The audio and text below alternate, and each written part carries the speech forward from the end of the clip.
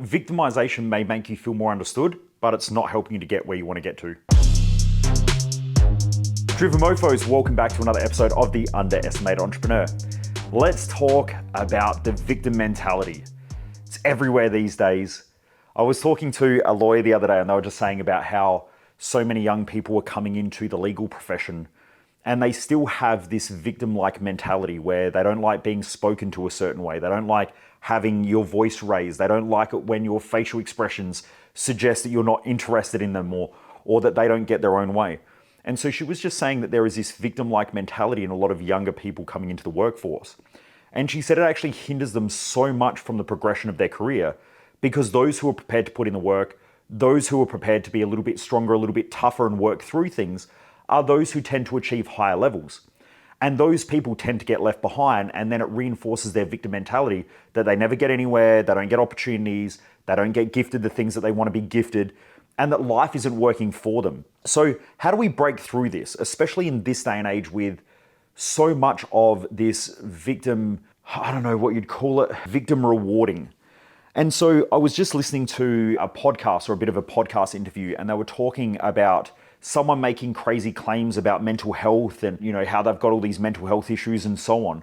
Yet at the same time, they're criticizing other people, judging other people, making allegations towards other people with no evidence. And this person was arguing with them about that topic, the way that they were handling it.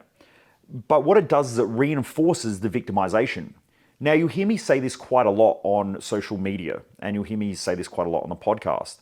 The energy that you give out is the energy you get back. So if you perceive yourself as a victim and you keep seeing that you're a victim of the world that's happening around you. When I say victim, I don't mean someone who has had sexual abuse or something really damaging that can happen in their own life. Now, different people work through this in different ways. I've worked with a lot of people who have been dealt a really tough hand in life, whether it is through sexual abuse, whether it's through physical abuse, whether it's through growing up in a violent family, whether it's from having people give them up at birth or anything like that. Like there has been so many people that I've worked with over the years, tens of thousands now. But there are a lot of people out there who go, right, this has happened to me. I can't go back and I can't change the past. What I can do is I can change my perception, my perspective of the past based on my own mindset. And I know that these things that have happened to me haven't happened to me as a disadvantage in life, but as a benefit to my future. Whether it's making me stronger, more accountable, more resilient, more determined, whatever it is, they will work through that in order to come out the other side a better person. But then there is a whole bunch of people in society who do the complete opposite. They say, well, these things have happened to me, therefore that's the reason why I don't get the results that I want. I'm not getting the rewards that I want in life. I'm not getting to the top of my field. I'm not getting to the top of my career. Maybe it's because of all these reasons of my past, which I'm going to keep blaming.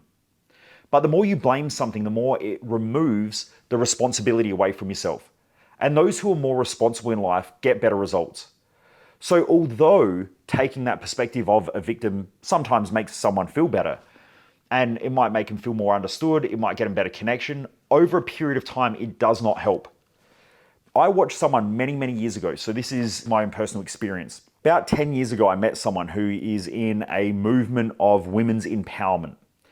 And they had done a bodybuilding competition. Obviously, they had, you could say, issues with their body image. So this person had had body image issues. They must have seen themselves as being not good enough or whatever, and maybe they'd related that to their body. So they go on this real harsh diet. They lose all this weight. And then from there, they end up going into a bodybuilding competition. In that competition, they didn't do well at all.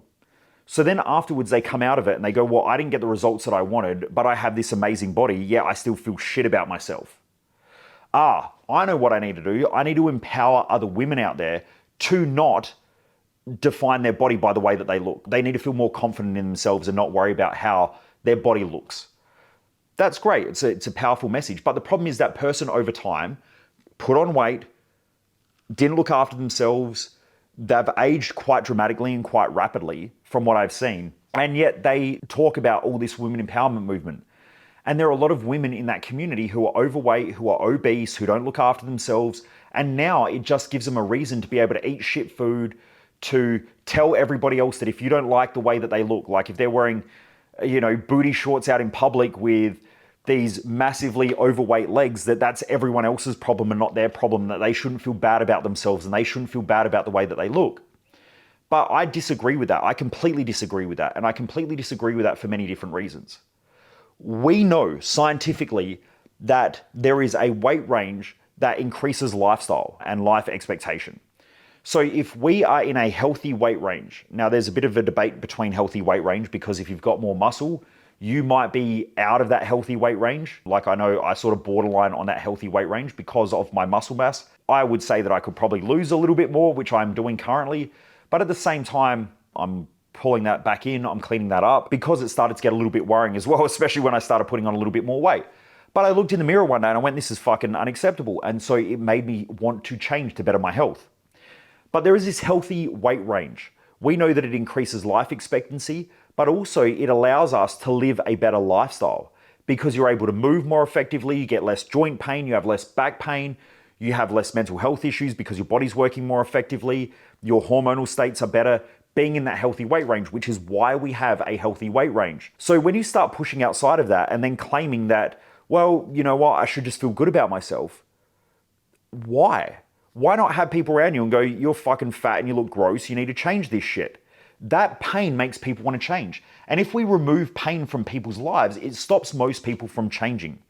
And I know that if you're in this community, there have been so many times in your own life where you've looked at yourself and said, you know what, I'm not happy with where I want to be. I'm actually pissed off with myself because I don't have the money that I want. And that pisses me off. I'm not happy with my body image. I look in the mirror and I don't feel good about myself. I need to change something. And so you go to the gym and you'll start exercising. You might look at yourself yelling at your kids one day and you see yourself in the third person because you're reflecting on it after you've yelled at them and you go, I don't like the way I'm communicating with my family. I need to change that.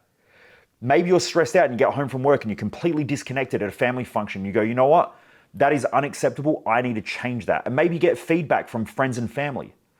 But my point is if we keep sugarcoating shit in our society, if we keep making everybody feel good about everything and removing pain from people, it stops people from taking responsibility and accountability. And I think that that is the wrong thing to do. I think the right thing to do is that if someone is overweight, that people around them should be saying, friends and family should be saying, hey, look, I've noticed he's slipping. Is everything okay? Is there anything that I can do to help? And from there, we can start a conversation. What we should not be doing is sugarcoating and making people feel good about poor decisions.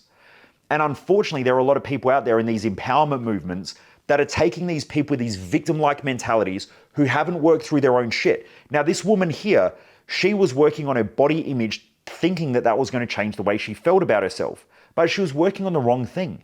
If she'd worked on her mindset and the way she felt, that would have been different. And she could have kept the outcomes and the results that she had with her body. But because she worked on the wrong thing, which was she thought that if I work on my body, it will make me feel better mentally. That's not the case. Our mindset is our mindset and our body is our body.